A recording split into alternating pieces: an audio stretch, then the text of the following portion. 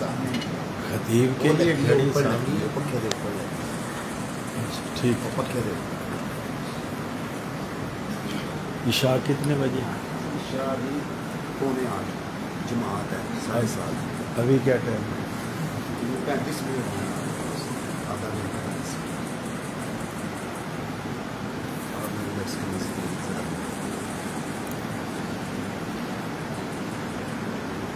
السلام علیکم ورحمۃ اللہ وبرکاتہ۔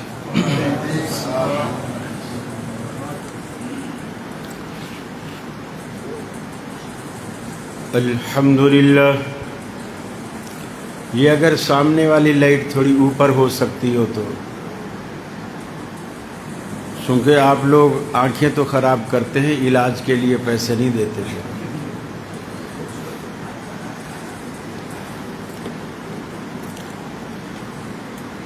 الحمد للہ المنعم المحسن الدیان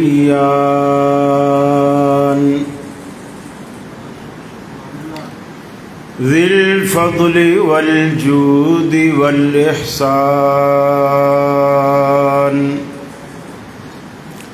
ذی الکرم والمغفرة والامتنان والصلاة والسلام على سید الانبیاء خیر الانام وعلى آلہ واصحابہ وازواجہ العظام واتباعہ واحبابہ ورفقائہ البررة الکرام، اما بعد فأعوذ باللہ من الشیطان الرجیم، بسم اللہ الرحمن الرحیم۔ لو انزلنا هذا القرآن على جبل لرأيته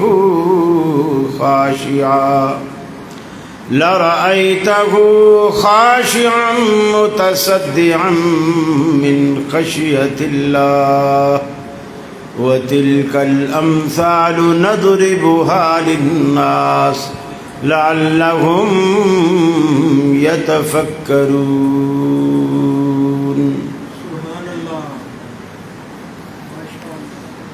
یہ مقصد ہے کہ دنیا سے جہالت دور ہو جائے، کلام اللہ سے مومن کا دل پر نور ہو جائے۔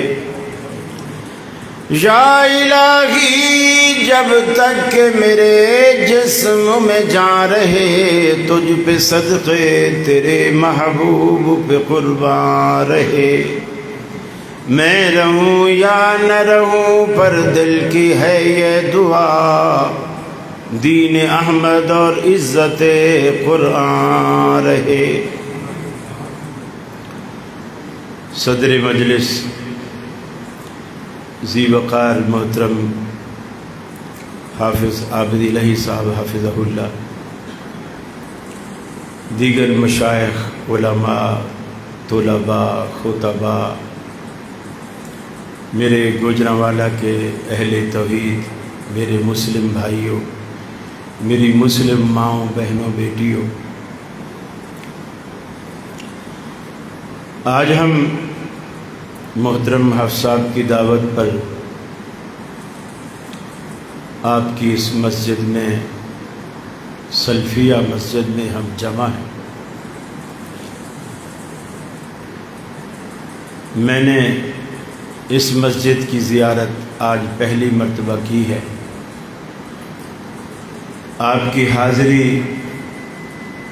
کو دیکھ کر دل بہت خوش ہوا، اور دل سے میری دعا ہے جس طرح آپ نے اللہ کے گھر کو اپنے وجود سے بھر دیا ہے، اللہ آپ کے گھروں کو، دفتروں کو، شہر کو اپنی رحمتوں، برکتوں سے بھر دے۔ وقت بہت کم ہے، میں کوشش کروں گا کہ اپنی معروضات اسی وقت میں مکمل کروں۔ پھر بھی اگر 1-2 منٹ اگر اوپر ہو جائیں تو برداشت کر لیجئے گا، کیونکہ مجھ میں اور ڈاکٹر فضل علیہ صاحب میں بہت فرق ہے۔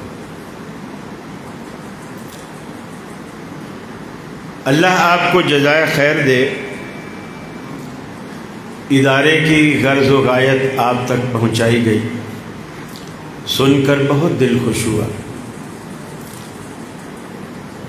کہ اس گئے گزرے دور میں جہاں شیطان روز بروز ترقیاں کر رہا ہے، اللہ کے نیک بندے اللہ کے دین کو پھیلانے میں کسی طرح بھی ہمیں کمزور نہیں لگتے، الحمدللہ، اور اللہ کی نصرت اور تائید بھی ان کے شامل حال رہتی ہے۔ یہ دنیا میں بہت بڑی کامیابی ہے۔ آپ یہ جو بچوں کو قرآن پڑھاتے ہیں نا، آپ سمجھتے ہیں کہ اس کا کوئی بظاہر ہمیں اسکوپ نظر نہیں آتا۔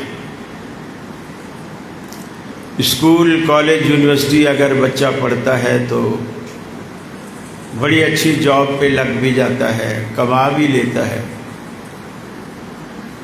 کچھ تجارتیں ایسی بھی ہیں،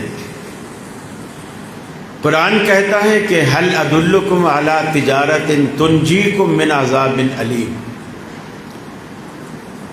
کچھ تجارتیں ایسی ہیں جو آپ کو انجینئر اور ڈاکٹر تو نہیں بناتی، لیکن دردناک عذاب سے بچا جاتی ہے۔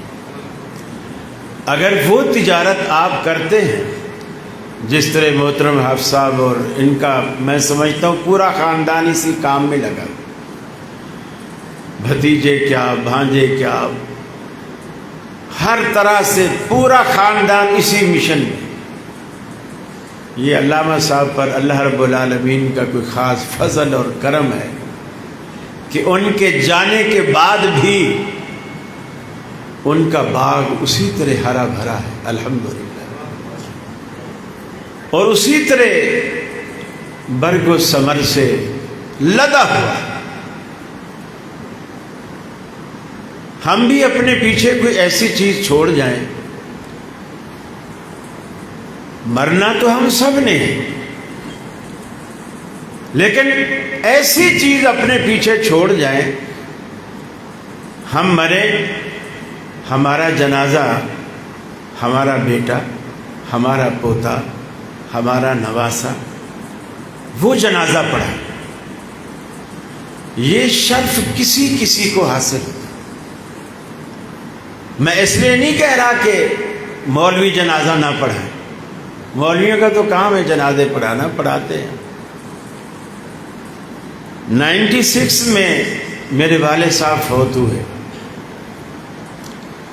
میں نے ان کا جنازہ پڑھایا، حالانکہ اس سے پہلے بھی کئی جنازے پڑھائے اور اس کے بعد بھی کئی جنازے پڑھے،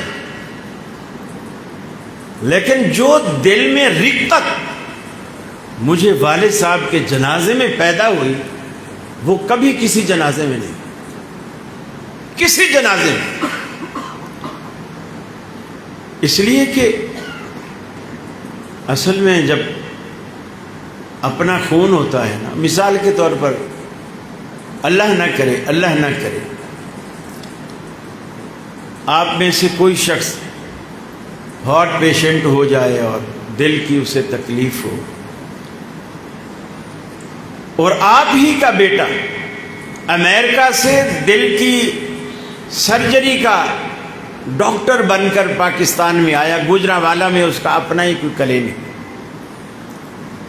اور آپ کو جب دل میں درد اٹھا، ایمانداری سے بتائیے آپ گھر والوں سے کیا کہیں گے؟ مجھے لاہور میو ہسپتال لے جاؤ، اسلام آباد لے جاؤ، کراچی لے جاؤ، یا آپ بولو گے کہ گوجرانوالے میں جہاں میرے بیٹے کا کلینک ہے وہاں لے جاؤ؟ آپ کیا بولو گے؟ آپ بولو گے میرے بیٹے والے کلینک میں۔ اس لیے نہیں بولو گے کہ بیٹا پیسے نہیں لے گا، نہیں، اس وجہ سے بولوگے کہ بیٹے جیسی کیئر کوئی ڈاکٹر کرے گا ہی نہیں. وہ یہ نہیں دیکھے گا کہ میری ڈیوٹی کا ٹائم ختم ہو گیا، اب چھٹی کا ٹائم ہے، میرا سونے کا ٹائم، تو رات بھر بیٹھے ہوئے میرے ابا کا مسئلہ ہے.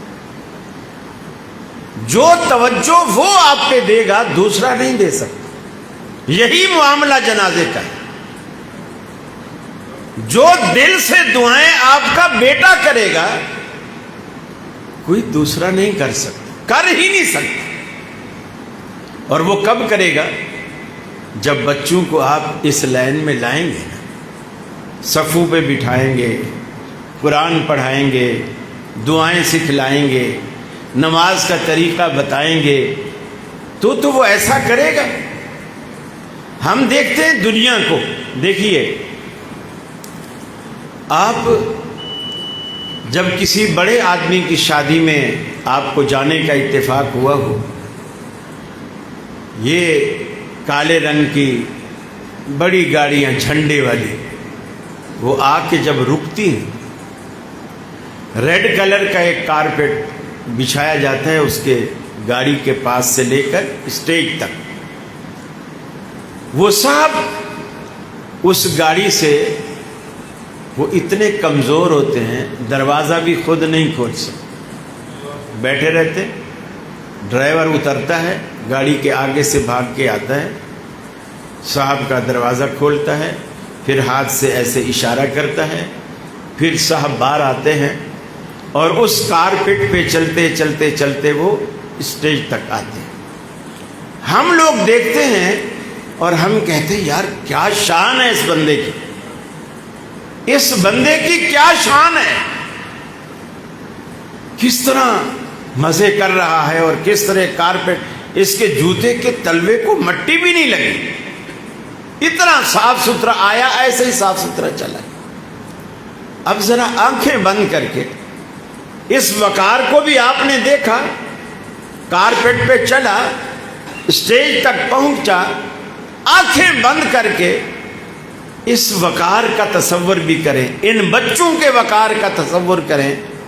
اللہ کے حبیب فرماتے ہیں جب کوئی دین کا طالب علم اپنے گھر سے اپنے ادارے کی طرف، چاہے وہ مسجد ہو چاہے وہ مدرسہ ہو، تعلیم دین کے لیے اپنے گھر سے نکلتا ہے، فرمایا اس کے گھر سے لے کر اس کے ادارے تک اللہ کی رحمت کے فرشتے اپنے پر بچھاتے ہیں اس کے قدم.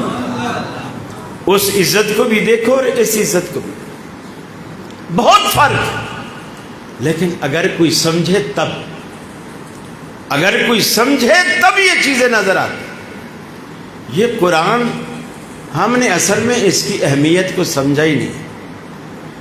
یہ کچھ راکیوں نے بھی ہمیں خراب کی، ہمارے ذہنوں کو خراب کی، ہمارے دماغوں کو خراب کی.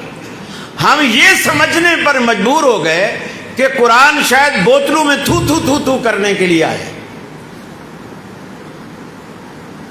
ختم ہوگا قرآن کا، دائیں بھی بائیں بھی بوتلیں بھری رکھی ہوں گی محراب میں. یہاں کا مجھے پتہ نہیں، میں کراچی کی بات کر رہا ہوں. بوتلیں رکھی ہوں، ڈھکنے کھلے ہوئے ہوں گے. حافظ صاحب جب ختم والی رات آخری تراویح پڑھ کے سلام پھیرے گا، وہ ایسے ساری بوتلوں میں، جیسے وہ شف پیر کرتا ہے نا، وہ تو خیر اسپیکر میں پھونک مارتا ہے اور پھر ساری کی بوتلیں سب کی پڑی پڑائی ہو جاتی ہیں، وہ بوتلوں میں تھو تھو تھو تھو تھو تھو کرتا جاتا ہے. اور جتنی بیماریاں اس مولوی کو ہوتی ہیں، وہ جو بوتل پیتا ہے سب کو وہی بیماریاں لگتا ہیں. یعنی قرآن کے آنے کا کوئی مقصد ہے، ہم نے وہ مقصد نہیں پایا. یا مکان نیا بنے گا، دادی اماں بولے گی بیٹا مکان بن گیا، جی دادی بن گیا. اچھا بیٹا اب یہ ہے کہ سامان شفٹ کرنے سے پہلے قرآن شریف لے جانا، برکت ہوگی. اور دیکھنا بیٹا ابھی سیڑھی گھر میں رکھی ہوگی، اسٹول بھی ہوگا، قرآن اونچا رکھنا، بے ادبی نہ ہو، نیچے اونچا.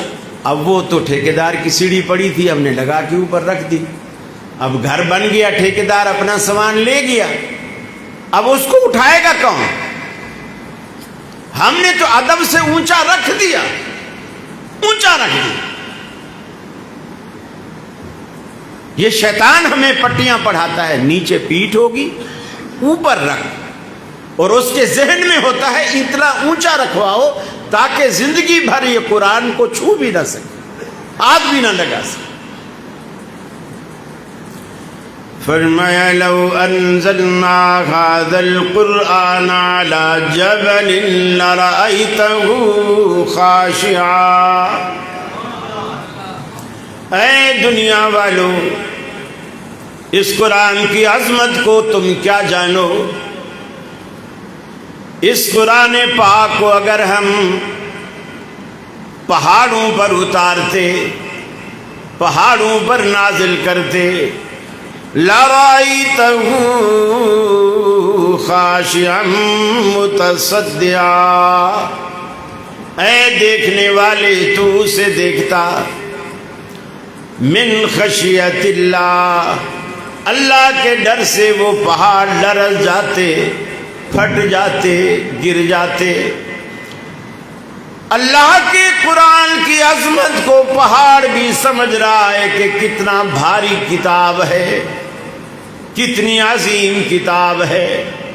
ہم نے ماضی سے جن بھگانے کے لیے، قبر پر اذانیں دینے کے لیے، حافظوں کو ہفتہ بھر قبر پہ بٹھا دو، عذاب نہیں ہوگا۔ ارے عذاب باہر سے نہیں ہوتا، وہ اندر سے ہوتا ہے۔ حافظوں کو بھی پھر قبر کے اندر بٹھایا کرو۔ اللہ رب العالمین نے قرآن کے کچھ مقاصد بیان کیے، ہم انہیں سب بھول گئے۔ یہ ہو گیا تو یہ پڑھ لو، وہ ہو گیا تو وہ پڑھ لو۔ فرمایا قرآن مجید اتنی پاورفل کتاب ہے، لو ان قرآنا سجرت به الجبال، اگر دنیا میں کوئی ایسی کتاب ہوتی جس کتاب کے ذریعے پہاڑوں کو اپنی جگہ سے چلایا جاتا، اگر دنیا میں کوئی ایسی کتاب ہوتی جس کے ذریعے پہاڑوں کو چلایا جاتا، جیسے آپ گاڑیاں چلاتے ہیں، وہ یہی کتاب تھی۔ سجرت به الجبال او قطعت به الارض او کلم به الموتى، زمین کا اگر سینہ چیرنے والی بھی کوئی کتاب ہوتی تو وہ یہی کتاب تھی، مردوں کو بلوانے والی بھی کوئی کتاب ہوتی تو وہ یہی کتاب تھی۔ یہ ساری پاوریں، ساری طاقتیں، ساری قدرتیں ہم نے اسی قرآن پاک کے اندر رکھ دی ہیں۔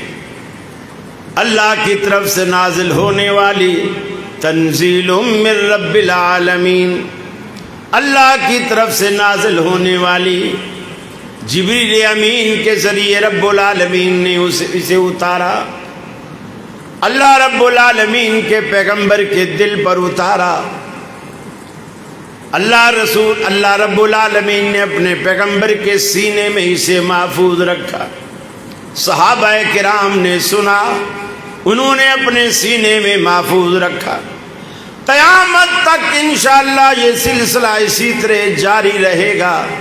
اللہ رب العالمین کبھی کس سے کام لیتا ہے، کبھی کس سے کام لیتا ہے۔ فرمایا یہ ایسی کتاب ہے، ہم نے اس کتاب کو اتارا، اِنَّا نَحْنُ نَزَّلْنَا الذِّكْرَ وَإِنَّا لَهُ لَحَافِظُونَ، ہم یہ اس کی حفاظت کرنے والے ہیں۔ ساری دنیا چھوڑ جائے، قرآن کو نہ مانے، پھر بھی رب العالمین نے قرآن کو قیامت تک رکھنا ہے۔ ساری دنیا عامل بن جائے، یہ وہ تجارت ہے جو محترم حافظ صاحب کر رہے ہیں۔ تنجیکم من عذاب علیم، جو تمہیں دردناک عذاب سے بچانے والی، دردناک عذاب سے بچانے والی تجارت۔ حافظ صاحب مجھ سے پہلے کہہ رہے تھے کہ حافظ کو اللہ نے بڑی عزت دی ہے، اس میں کوئی شک نہیں۔ دیکھیے آپ کے بچے کی شادی ہو نا، اس شادی میں نواز شریف آ جائے، زرداری صاحب آ جائیں، آج کل کے آرمی چیف صاحب وہ آ جائیں، بھلے وہ اور کچھ نہ کہیں، صرف آپ کی شادی میں شریک ہو جائیں، آپ کے بیٹے کے گلے میں پھولوں کا ایک ہار ہی ڈال دیں، شاید اگلے دن آپ ہم سے بات کرنا بھی پسند نہ کریں۔ ظاہر بات ہے، آپ کا اسٹیٹس اب اونچا ہو گیا ہے، فلاں فلاں فلاں آپ کی شادی میں آئے ہیں اور آپ کے بیٹے کے گلے میں پھولوں کا ہار ڈالا ہے۔ اس عزت اور وقار کو بھی اپنے ذہن میں، دماغ میں، تصور میں رکھیں، اور اس وقار کو بھی تصور میں رکھیں کہ اللہ کے حبیب فرماتے ہیں قیامت والے دن اللہ تعالی حافظ کے والد کو جس نے اپنے بیٹے کو اس رستے پر لگایا ہے، پوری دنیا کے سامنے، شادی میں تو کوئی زیادہ 500 بندہ، 1000 بندہ، 2000 بندہ، کوئی بڑا ہی ولیمہ تھا تو 5000 بندہ، اس سے زیادہ تو پبلک نہیں ہوتی، لیکن قیامت والے دن جو پبلک ہوگی، بیچ میں کوئی دیوار، کوئی مکان، کوئی درخت، کوئی پہاڑ، کوئی چیز حائل نہیں، تا حد نگاہ پبلک ہی پبلک، آدم علیہ السلام سے لے کر اب تک اور اب سے قیامت تک جتنی دنیا آنی ہے وہ ساری دنیا موجود ہوگی، اور یہ زمین ایک چٹیل میدان کی طرح ہوگی، سبھی ایک دوسرے کو دیکھتے ہوں گے، کوئی بیچ میں رکاوٹ نہیں ہے۔ اس مجمع میں اللہ تعالی حافظ کے والد کو بلائے گا، آپ تو نواز شریف کے پھولوں کا ایک ہار بچے کے گلے میں ڈالنے پر اتنے اترا رہے ہیں، اس تصور کو آپ دیکھیں، اپنی آنکھیں بند کر کے دل میں جھانک کے دیکھیں اس تصور کو کہ اللہ تعالیٰ حافظ کے بچے کو پوری دنیا کے سامنے بلائے گا اور اس کے سر پر اپنے ہاتھوں سے تاج سجائے گا، اور وہ ایسا تاج ہوگا جس سے سورج کی روشنی بھی ماند پڑ جائے، سورج کی روشنی بھی ماند پڑ جائے۔ اس میں سب سے بڑی جو عزت کی بات ہے، اللہ اپنے ہاتھ سے پہنائے گا، اللہ اپنے ہاتھ سے پہنائے گا۔ اس عزت کا ذرا تصور کر کے تو دیکھو نا، ایسے بچوں کے باپ بن کے دیکھو۔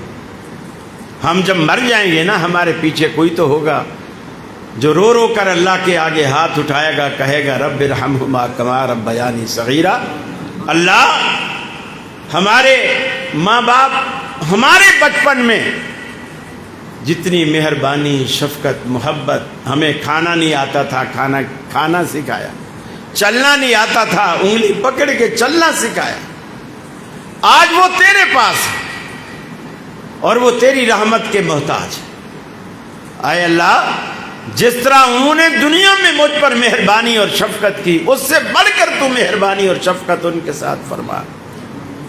لیکن آپ اس رستے پر بچوں کو لائیں گے، مسجد کا راستہ دکھائیں گے تو ایسا ہوگا، اور اگر آپ ایسا نہیں کریں گے تو ایسا نہیں ہوگا۔ قرآن مجید اتنی عظیم کتاب ہے، یقین مانو یہ سطحی مقاصد ہے جو ہم لوگوں نے سمجھے ہوئے ہیں نا، یہ سطحی مقاصد ہے۔ وہ سطحی مقاصد ہم نے کیا، گھٹنے میں درد ہو تو یہ پڑھ لو، یہ ہو تو یہ پڑھ لو، یہ ہو تو یہ پڑھ لو، اس کا پانی پی لو، اس کا پانی پی لو۔ قرآن ان مقاصد کے لیے نہیں آئے، قرآن دلوں کا زنگ اتارنے کے لیے آئے۔ ایک مثال بتا دیجئے، ایک مثال جو کوئی صحابی اللہ کے رسول کے پاس بوتل لے کر آیا، ایک صحابی، یا کسی صحابی کے بازو پر، گلے میں کچھ بندھا ہوا، اللہ کے رسول تو یہ چیزیں دیکھتے تو کاٹ دیتے تھے کہ تو نے کیا باندھ رکھا ہے، آج ہمارے توکل کالے دھاگے، من کے، سیپیاں، کوٹ۔ قرآن مجید کا یہ مقصد نہیں ہے، چاہے وہ دھاگا پڑا ہوا ہو یا بغیر پڑا ہو، آپ اللہ کی ذات پہ توکل کریں۔ ایک عورت آئی، کہنے لگی یا رسول اللہ صلی اللہ علیہ وسلم، مجھے مرگی کے دورے پڑتے ہیں، میں بڑی بے چین رہتی ہوں، پریشان ہو جاتی ہوں، دعا فرمائیں۔ آپ نے بڑا عجیب سوال کیا، آپ نے فرمایا تجھے مرگی سے نجات چاہیے یا جنت چاہیے؟ بڑا عجیب سوال ہے۔ اس خاتون نے کہا یا رسول اللہ چاہیے تو مجھے جنت، لیکن میں ایک عورت ذات ہوں، کہیں بھی چوک چوراہے پر کبھی بھی میں بے ہوش ہو کے گر جاتی ہوں، میرے جسم سے کپڑا کہیں سے، پیٹ سے، سائڈ سے ہٹ جاتا ہے، عورت ذات ہوں، بس اتنا دعا کر دیجئے کہ اللہ تعالیٰ مجھے اس برہنگی سے محفوظ فرمائے۔ آپ نے دعا فرما دی۔ مقصد کیا تھا؟ اگر تو صبر کرے گی اس کے بدلے اللہ تجھے جنت دے گا۔ کسی مریض کی عیادت کے لیے آپ جاتے، ورنہ گھر والوں سے کہتے کٹورا لے آؤ پانی کا، چلو بوتلیں اس وقت نہیں تھی، کٹوروں تو تھے نا۔ آپ کہیں بھی کسی مریض کی عیادت کے لیے جاتے، آپ گھر والوں سے کہتے کٹورا پانی کا لے آؤ، میں پڑھ دیتا ہوں، پھر اس کو باقی مٹکے میں جا کے ڈال دو، سارا پانی پڑا ہوا ہو جائے گا، سارا دن مریض کو پلاتے رہنا، ٹھیک ہو جائے گا۔ آپ نے کبھی ایسا نہیں کیا۔ مریض کے سینے پر آپ اپنا دست مبارک رکھتے اور فرماتے لا باس طہور انشاءاللہ، کہ گھبرانے کی، پریشانی کی کوئی بات نہیں ہے، انشاءاللہ تیرا یہ بخار، تیری یہ تکلیف، تیری یہ بیماری تجھے گناہوں سے پاک کر کے جائے گا، گناہوں سے پاک کر کے جائے گا۔ قرآن جو آیا ہے وہ ہماری زندگیاں بدلنے کے لیے آئے، ہماری زندگیاں بدلنے کے لیے آئے، زندگیوں کو تبدیل کرنے کے لیے آئے۔ میرے بھائی آپ تو اہل حدیث لوگ ہو، سچی بات ہے، میں حیران ہوتا ہوں کہ اہل حدیثوں کو اس دور میں کیا ہو گیا، کیا ہو گیا ہے۔ اللہ کی ذات، ہم توحید توحید توحید کرتے ہیں، اللہ کی ذات سے وہ توکل اٹھ گیا ہے۔ جیسے مثال کے طور پر میں نے بہت سارے اہل حدیثوں کو یہ کہتے ہوئے سنا ہے، جو یہ کہتے ہیں کہ یار میرے شہر کے اندر 2 ڈور کارنر کی دکان ہے، گاہک نہیں آتے، میں نے مولوی صاحب سے حساب کرایا ہے، مولوی صاحب نے کچھ حساب لگا کے بتایا کہ تیرے اوپر بندش ہے۔ میری 4-5 بیٹیاں ہیں، پڑھی لکھی ہیں، سمجھدار ہیں، خوبصورت ہیں، رشتے نہیں آتے۔ میں نے مولوی صاحب سے حساب لگوایا ہے، انہوں نے کچھ پڑھ کے بتایا ہے کہ تیری بیٹیوں کے اوپر بندش ہے، نکاح کسی نے رکوائے ہوئے کچھ پڑھ کے۔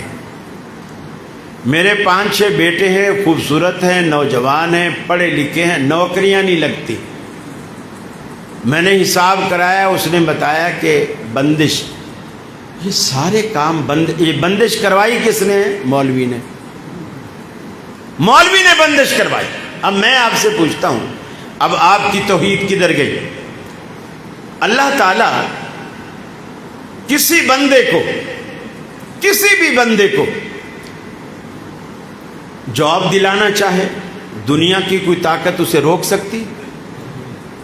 اللہ کسی کی بیٹی کے رشتے کرانا چاہے، دنیا کی کوئی طاقت اسے روک سکتی؟ اللہ آپ کی دکان کو چلانا چاہے، دنیا کی کوئی طاقت اسے روک سکتی؟ اب آپ کہتے ہیں مولوی نے بندش کرا دی۔ اب جب اس نے بندش کرا دی تو مجھے بتائیے آپ کے عقیدے میں طاقتور کون ہوا، مولوی یا اللہ؟ کون طاقتور ہوا؟ غلط کہہ رہے ہیں آپ کے اس کام کی وجہ سے۔ آپ بتائیے، اللہ تو کرانا چاہتا تھا، مولوی نے رکوا دیا، جیتا کون؟ مولوی جیتا۔ وہابیوں کا رب اتنا کمزور ہے، اتنا کمزور ہے کہ جو آتا ہے اس کی مرضی کے خلاف کام رکوا کے چلا جاتا ہے، جبکہ آپ دعوے کرتے ہو ان اللہ علی کل شیء قدیر، اللہ ہر چیز پر قادر ہے۔ کیسا قادر؟ اپنے عقیدے درست کرو. اہل توحید کہلانے سے توحید نہیں آتی، اہل توحید بننے سے توحید آتی. اپنے عقیدے درست کرو. اور اللہ کے رسول کیا فرماتے ہیں؟ جو توحید کا درس دینے والے، شرک کا کلا کما کرنے والے، شرک کی بے کنی کرنے والے، وہ کیا فرماتے ہیں؟ فرماتے ہیں اللہم لا مانع لما اعطیت ولا معطی لما منعت. اے اللہ، دنیا میں کوئی طاقت ایسی نہیں جسے تو دینے پہ آئے تو وہ اسے روک نہیں سکتی، اور اگر تو نہ دینے پہ آئے تو دنیا کی کوئی طاقت دے نہیں سکتی. اللہم لا مانع لما اعطیت ولا معطی لما منعت. اہل حدیثو، اپنے عقیدوں کو ٹھیک کرو. اللہ کے سوا کوئی بگڑیاں بنانے والا نہیں. جس دن اس کی طرف سے آرڈر آئے گا، دنیا کی کوئی طاقت آپ کے بچوں کے رشتوں کو نہیں روک سکتی. جس جیب کا پیسہ رب العالمین نے آپ کے حق میں لکھا ہے، دنیا کی کوئی طاقت اس سے آپ کو محروم نہیں کر سکتی. یہ سب اللہ کے ہاتھ. میں آخر میں طلباء اور اساتذہ کے لیے ایک نصیحت کرنا چاہتا ہوں. وہ یہ، کراچی میں دیوبندیوں کا ایک مدرسہ،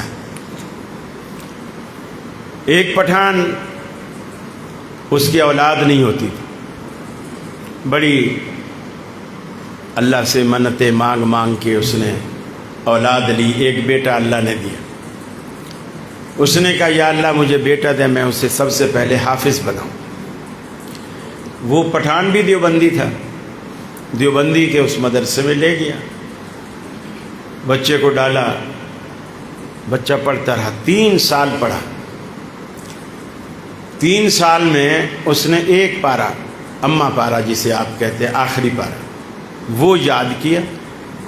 اور وہ بھی ایسا یاد کیا کہ چھوٹی سے چھوٹی صورت میں بھی اس کو 2 3 4 غلطیاں آ جاتی تھیں. یعنی بالکل کسی ناکام کا، بالکل کچا. اور 3 سال میں ایک پارا، وہ بھی کچا. اساتذہ نے میٹنگ کی آپس میں، انتظامیہ نے. انہوں نے کہا جی اس بچے کو نکالو، یہ ڈل بچہ ہے، یہ نہیں پڑھ سکتا. اس سے ہمارے مدرسے کی بدنامی ہوتی. لوگ کہتے ہیں 3 سال ہو گئے، جو امتحان لینے آتا ہے وہ بھی بولتا ہے 3 سال ہو گئے، بچہ ابھی تک ایک پارا نہیں پڑھا، تو مدرسے کا نام خراب ہو رہا ہے. انہوں نے آخر نکال دی. وہ پٹھان بڑی منت سماجت کی اس نے، انہوں نے نہیں رکھا. وہ آپ کے ہزارہ سائڈ پر رہنے والا تھا، لیکن مزدوری کراچی میں کرتا تھا. وہ اپنے علاقے چلا. وہاں کوئی دیوبند جماعت کا کوئی دوسرا مدرسہ تھا. اس نے پچھلی کارگزاری بھی سنائی اور اس مدرسے میں جا کے داخل کر.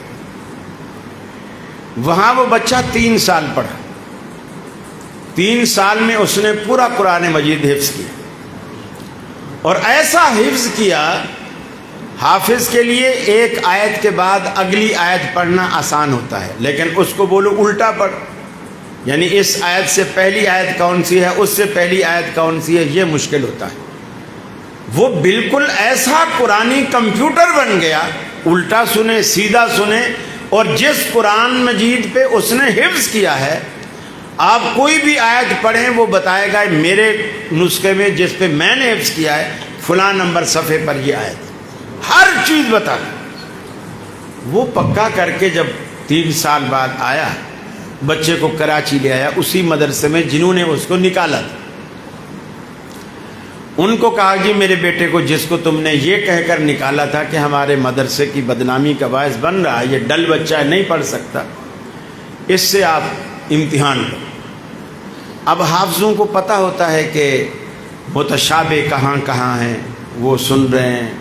وہ جو یوصیکم اللہ فی اولادکم، وہ جو وراثت والے مسائل ہیں جہاں وہ مقامات پوچھ رہے ہیں، سن رہے ہیں. بچہ اٹک ہی نہیں رہا، جہاں سے پوچھے فر بتا. آگے پوچھے پیچھے کو پوچھے، جو طرح پوچھے وہ بتائے۔ آخر وہ مدرسے والے کہنے لگے یہ بتاؤ کہ یہ اس کو کس استاد نے پڑھایا؟ انہوں نے کہا جی ہمارے گاؤں میں مدرسہ ہے، کوئی خاص مشہور مدرسہ بھی نہیں ہے، وہاں ایک استاد صاحب ہے انہوں نے پڑھایا۔ کہنے لگے ہم آپ کو ہوائی جہاز کا ٹکٹ دیتے، اس کو کراچی بلواؤ اور اس سے 3-4 دن کا ٹائم لو اور وہ ہمارے پاس یہاں 3-4 دن رکے اور ہمارے استاذوں کو بتائے کہ بچوں کو وہ کیسے پڑھاتا ہے، وہ کیسے پڑھاتا ہے۔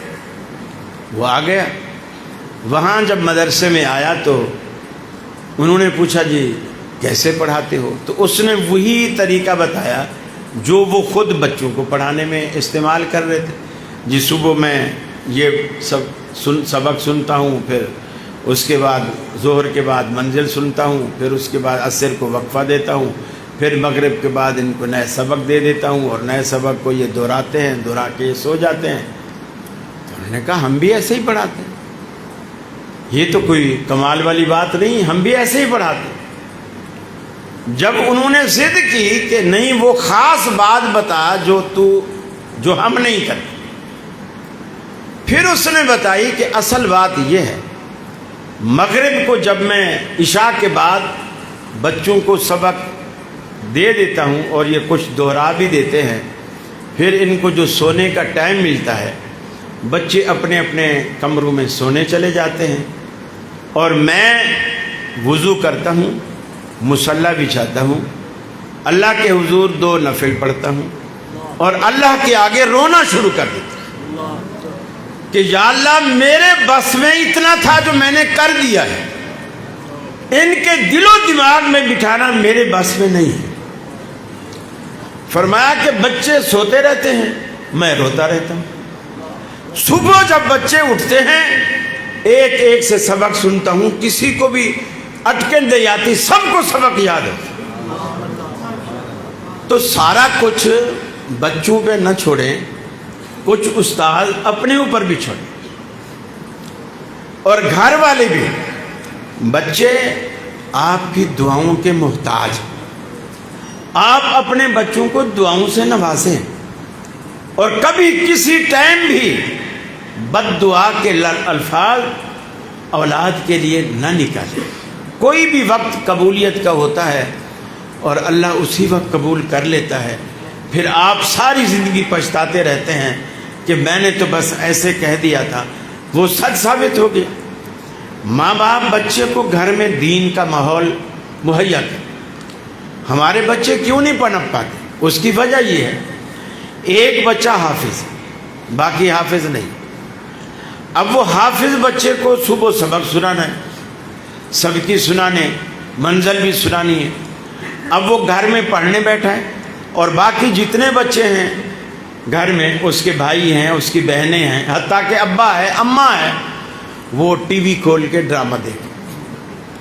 آواز اس کمرے میں بھی آ رہی ہے جدھر بچہ قرآن پڑھ رہا ہے اور وہ سارا گھر ڈرامہ دیکھ رہا ہے۔ ایک بچے کو قرآن پڑھنے میں لگایا، اس کی توجہ بھی ادھر ہی ہے، ڈرامے پر ہی اس کی توجہ ہے، قرآن کی طرف اس کی بھی توجہ نہیں تھا۔ آپ ادھر جو اساتذہ محنت کر کے بھیجتے ہیں، آپ گھر میں بچے کو وہ ماحول دیں، گھر کے اندر بھی وہ ماحول دیں۔ آج کل چکیاں تو نہیں ہیں، ورنہ عورتیں چکی پیستی تھیں اور قرآن ہی پڑھتی رہتی تھی، بچے گود میں ہوتے تھے اور کئی صورتیں تو بچے ماں کی گود میں ہی یاد کر لیتے تھے۔ اب وہ زمانہ تو نہیں ہے، لیکن اپنے بس کی حد تک، بساط کی حد تک ہم کوشش تو کر سکتے ہیں۔ اتنا کام تو آپ کر سکتے ہیں، بچے جب اللہ دے، ماں جب فیڈ کرائے، بسم اللہ پڑھے، دائیں سائیڈ سے دودھ کی ابتدا کرے۔ یہ جو سنت کے جو نمونے چھوٹے چھوٹے اللہ کے رسول نے مسلم امت کے لیے چھوڑے ہیں نا، یہ ایسے نہیں ہے بس دائیں سے کر لو بائیں سے کر لو، کیا فرق پڑتا؟ پینا تو دودھ ہی ہے نا۔ وضو کر لو، پہلے دایاں دھو لو بایاں دھو، کیا فرق پڑتا؟ پہلے بایاں دھو لو دایاں دھو لو، کیا دھلیں گے تو دونوں ہی۔ سنت کے عمل کے اندر بھی اللہ تعالیٰ نے خاص اثر رکھا۔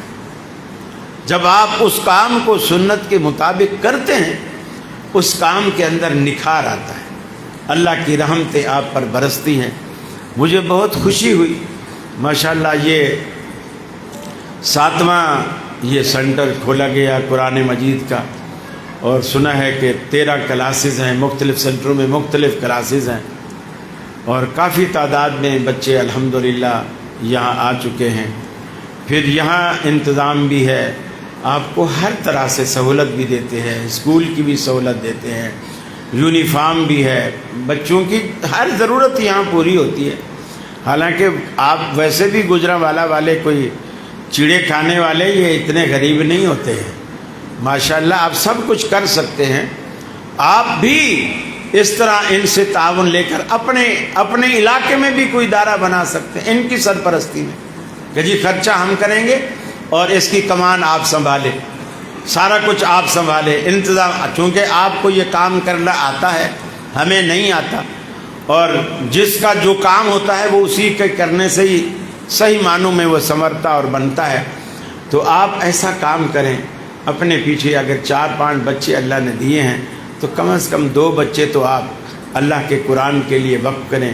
جب قرآن پڑھ لیں پھر آپ احادیث کی طرف بھی ان کو لے آئیں۔ 1-2 بچے ضرور آپ کے گھر میں عالم ہونے چاہیے۔ معاشرے کو جس طرح کل وقتی ڈاکٹر چاہیے، بیماری کا کوئی پتہ نہیں، آدھی رات کو بھی پیٹ میں درد ہو جائے، اب کلینک بند ہے، کیا کرے گا بندہ؟ معاشرے کو 24 گھنٹے ڈاکٹر چاہیے، 24 گھنٹے انجینئر چاہیے، مستری چاہیے، مزدور چاہیے، اسی طرح 24 گھنٹے معاشرے کو عالم چاہیے جو آپ کی دینی ضروریات کو پورا کرے، دینی مسائل بتائے، حرام سے بچائے، حلال کی طرف آپ کو راغب کرے۔ یہ جب ہی ہوگا کہ جب گھر کا بندہ گھر کے اندر، آپ کے گھر کے اندر ہی 1-2 حافظ اور عالم ہوں گے تو انشاءاللہ گاڑی اچھی چلے گی۔ اللہ سے دعا ہے اللہ رب العالمین مجھے بھی آپ کو بھی عمل کی توفیق عطا فرمائے۔ وآخر دعوانا ان الحمد للہ رب العالمین۔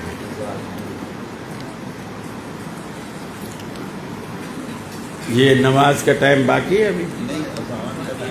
ہیں؟ 10 منٹ نماز جماعت۔ یہ کوئی سوال آئے ہیں، اجازت ہے یا پہلے آپ کی طرف بھیجوں؟ مجھے نہیں پتہ ہوتا کہ کس محلے میں کون سا سوال پوچھنے کی اجازت ہے اور کون سا نہیں۔ قاری صاحب، اگر کوئی شخص کسی ملک میں کی کرنسی یا کسی قسم کے سکے اس نیت سے خرید کے رکھے کہ میں انہیں مہنگا ہونے پر بیچ کر ان سے نفع حاصل کروں گا، کیا شریعت اس کی اجازت دیتی ہے؟ دوسری کرنسی کو اگر آپ کسی چیز میں کنورٹ نہیں کرتے، مثلا چاول ہے، آٹا ہے، دال ہے، کھانے پینے کی اگر چیز میں کنورٹ کر کے نہیں رکھتے تو کوئی حرج نہیں۔ پیسہ پیسے کی شکل میں آپ بس یہ آپ ذہن میں رکھیں، جب سال پورا ہو جائے گا تو زکوٰۃ پڑ جائے گی، بس یہ ذہن میں رکھیں۔ پیسہ آپ رکھ سکتے ہیں لیکن جب پڑے پڑے آپ کے پاس آپ کی ملکیت میں سال اس کو گزر جائے گا تو بھلے اس کی ویلیو کم ہوئی ہو، بھلے اس کی ویلیو اوپر ہوئی ہو، زکوٰۃ آپ کو ہر سال دینی پڑے گی۔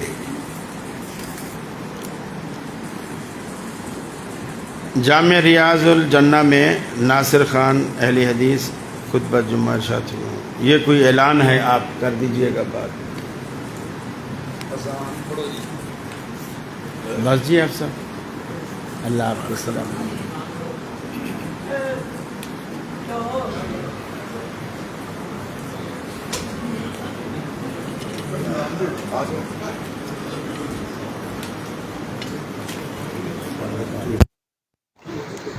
جا جائے گا۔